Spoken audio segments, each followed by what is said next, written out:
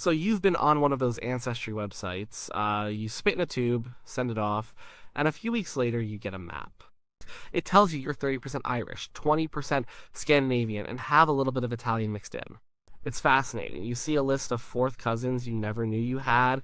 You start building a family tree, clicking on little green leaves, going back to your great great great grandfather who fought in the Civil War.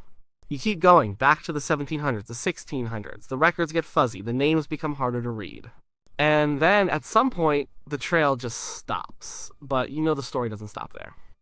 The tree keeps going back through the Middle Ages, through the Roman Empire, back into the mists of prehistory. And you start to wonder, how far back can we really go? We all came from somewhere. We all came from ancient people. And then the big question hits you. Can I trace my family tree back to a Neanderthal? It's a common question. A good one, too. It gets at the heart of who we are and where we come from. We see the museum dioramas, the reconstructions of these heavy-browed, strong-boned people. A kind of human who walked the earth for hundreds of thousands of years. We know they met our ancestors. We know they lived alongside them in Europe and Asia. So, is it possible to find one of them, a specific individual hanging on a branch of your family tree? The short answer is no, you can't. But the long answer, the real answer, is much more interesting. It's a story about two different kinds of family trees. One is made of paper and records. The other is made of DNA. And while you can't put a name like Urk, son of Glag, on your genealogical chart, you absolutely carry the legacy of the Neanderthals inside every cell of your body. You are, in a very real way, one of their descendants. Let's talk about the first kind of family tree, the one we build on websites. This tree is based on historical records. Birth certificates, marriage licenses, census data, church records, ship manifests. These are the paper trails our ancestors left behind. With these, we can trace lineages with a pretty high degree of certainty. We can find a great-great-grandmother's name, where she was born, and who she married. The problem is, the paper trail runs out. For most people of European descent, you're lucky if you can get back to the 1500s. Before that, records for common people were rare. Life was not well documented. If you have noble blood, you might get back a bit further, but even the most detailed family trees of kings and queens eventually fade into myth and legend. Now think about the timescale we're dealing with. Neanderthals went extinct around 40,000 years ago. There are no records from that time. There was no writing. There were no census takers in the Ice Age. So the entire method of traditional genealogy, of tracing names and dates, is completely useless. The paper trail doesn't just get fuzzy, it ends tens of thousands of years before our story even begins. This is where the second family tree comes in. This one isn't written on paper. It's written in our DNA. This is the genetic tree. It doesn't care about names or dates.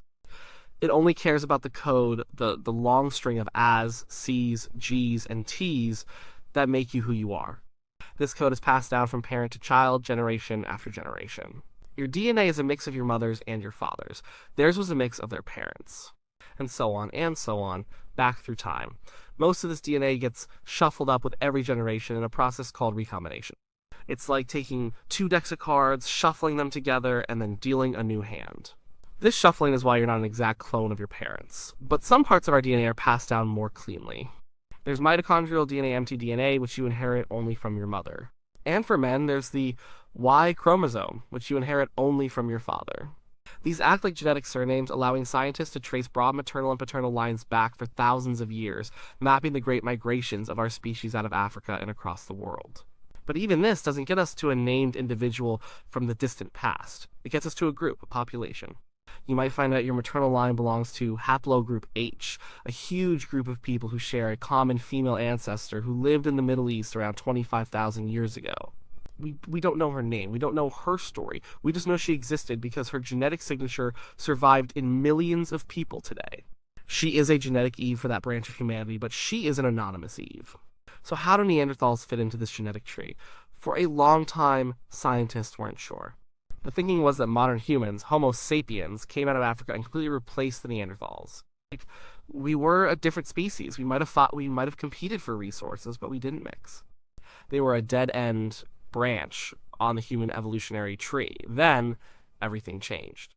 In the 1990s, a team led by a scientist named Svante Paabo started working on the impossible sequencing the genome of Neanderthal. They used tiny fragments of bone found in caves that were tens of thousands of years old. The DNA was degraded, contaminated, and broken into millions of tiny pieces. It was a monumental task. By 2010, they had done it.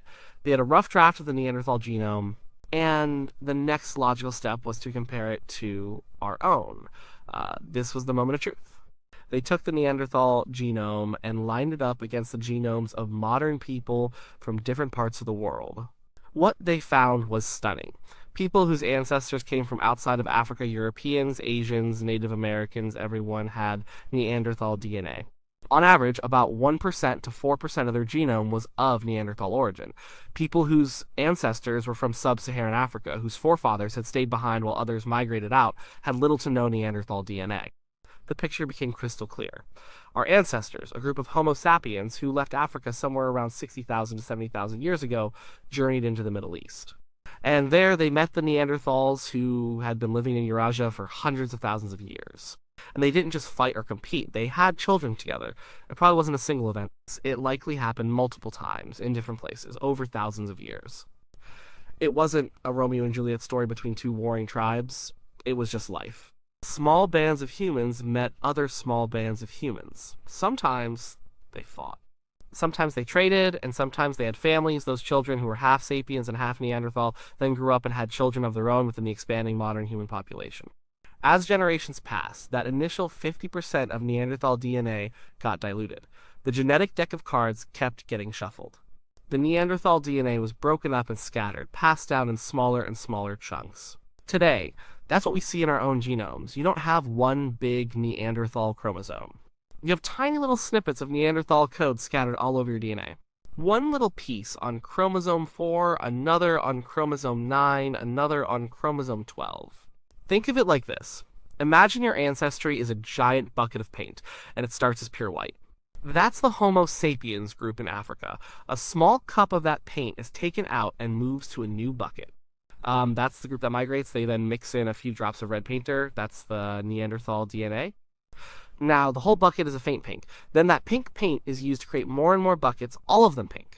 The people who stayed behind in the original white bucket never got the red paint.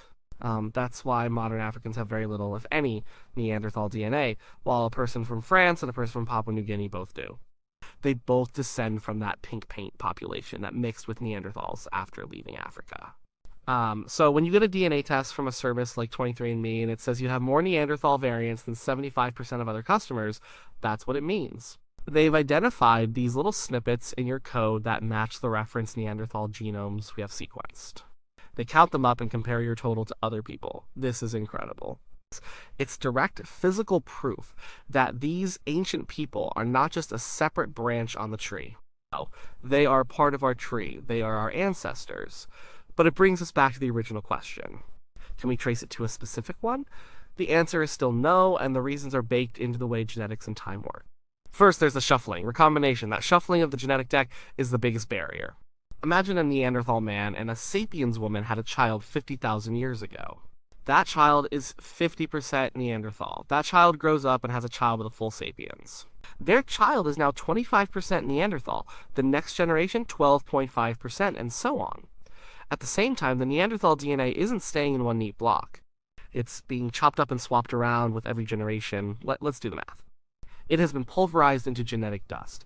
What you have left are tiny, individual cards from that original Neanderthal ancestor's deck, scattered randomly throughout your own massive deck of cards. You might have a gene for hair texture from that ancestor. Your fourth cousin might have a gene for immune response from that same person. But the pieces are so small and so separated, you can't reconstruct the original hand. You can't trace that one little snippet back through 2,000 generations of shuffling to a single person. The trail is impossibly cold. The second problem is the database. We don't have a phone book of Neanderthal DNA. Scientists have pieced together a few high-quality Neanderthal genomes. One is from a woman who lived in the Altai Mountains of Siberia over 50,000 years ago. Another is from bones found in a cave in Croatia. We have a handful of others. That's it. Let's say you have a specific Neanderthal gene variant. We can say, yes, that variant is also found in the Altai Neanderthal genome. But that doesn't mean you descended directly from that one woman. It just means you both inherited that gene from a common ancestral population. It's like finding someone today with the last name Smith. You know they are connected to the vast group of people named Smith, but you can't assume they are the direct descendant of the very first person to ever be called Smith.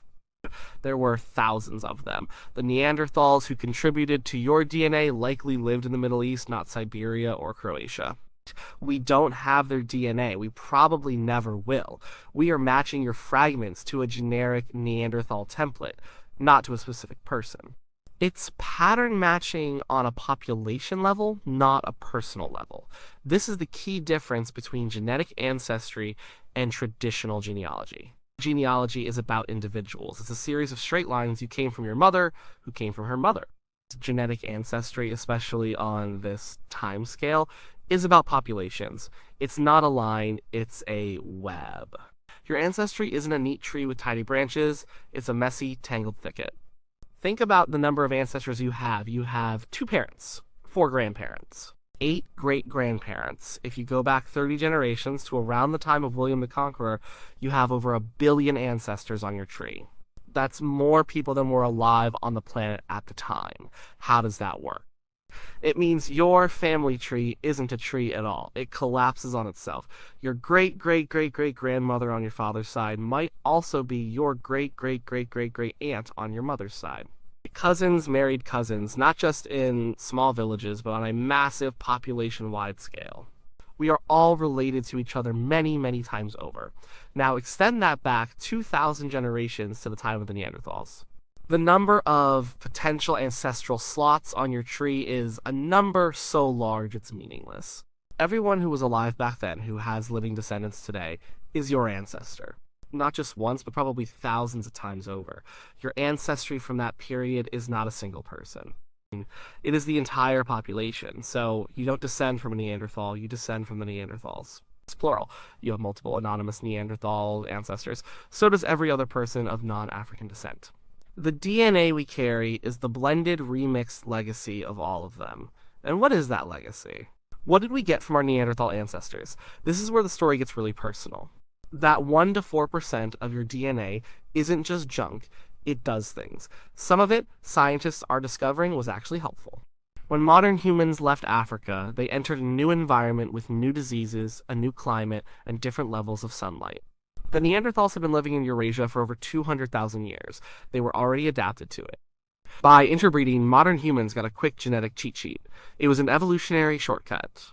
Some of the Neanderthal DNA we carry is related to our immune system. We picked up genes that helped us fight off local viruses and bacteria. This was a huge advantage. Other genes are related to our skin and hair. Neanderthals gave us variants in a gene called keratin, which affects the toughness of our skin, hair, and nails. This might have helped protect us against the colder, less sunny climate of Ice Age Europe. Some people's skin pigmentation and their ability to tan or burn is influenced by Neanderthal variants. But it's not all good news. Some of that ancient DNA seems to be a mismatch for our modern lifestyles. Certain Neanderthal gene variants are linked to a slightly increased risk for things like type 2 diabetes, Crohn's disease, and lupus. Our environment has changed dramatically in the last few hundred years, and genes that might have been helpful or neutral in a hunter-gatherer world can cause problems when you have a modern diet and lifestyle. Just recently, scientists found a major genetic risk factor for severe COVID-19 is inherited from Neanderthals. A segment of DNA on chromosome 3, common in people from Bangladesh, makes patients much more likely to need artificial ventilation. It's a stark reminder that our deep past is still very much with us, affecting our health and lives today in ways we are just beginning to understand. So, while you can't put a face or a name to your Neanderthal ancestor, you can see their influence when you look in the mirror. It's in the texture of your hair, it's in the way your skin reacts to the sun. It's in your body's ability to fight off a cold. It's a living, breathing part of you. And the story is even more complex than that. Neanderthals weren't the only other humans around. In that same Siberian cave where they found the Altai Neanderthal, scientists also found a tiny finger bone from a young girl. When they sequenced its DNA, it didn't match Neanderthals or modern humans. It was something new, a third type of human. They called them the Denisovans, after the cave where they were found. And just like with the Neanderthals, they found Denisovan DNA in modern humans. People from East Asia have a little bit, but people from Melanesia, from places like Papua New Guinea and Australia, can have up to 6% Denisovan DNA. So our ancestors mixed not just with one, but at least 2 different groups of archaic humans as they spread across the planet. The human family tree is messier and more intertwined than we ever imagined. It was less a tree with separate branches and more a braided river, with streams separating and then flowing back into each other. This completely changes our view of ourselves. The old story was simple our species, Homo sapiens was special. We were smarter, better, and we outcompeted all the other primitive humans, driving them to extinction. The new story is more complicated and, I think, more beautiful. We weren't just competitors. We were part of a diverse human world. We didn't just replace other humans, we absorbed them. Their legacy lives on in us. So, can you trace your family tree back to a Neanderthal? No, not in the way you trace your great-great-grandfather. The tools of genealogy, the names, the dates, the records, fail us long before we get there. The relentless shuffling of DNA over thousands of generations makes it impossible to connect a specific genetic fragment in you back to a single individual 40,000 years ago. But you can do something else. You can look at a map of your own genome. You can see the tiny, scattered fragments of code that are different from the baseline Homo sapiens genome. You can see the signatures of these ancient people. You don't have one Neanderthal on your family tree. You have thousands of them. They are the anonymous, foundational roots of your tree, hidden deep in the soil of the past. You can't know their names, but you carry their story. You are a living testament to the fact that they never truly disappeared. They are still here, a small but vital part of you.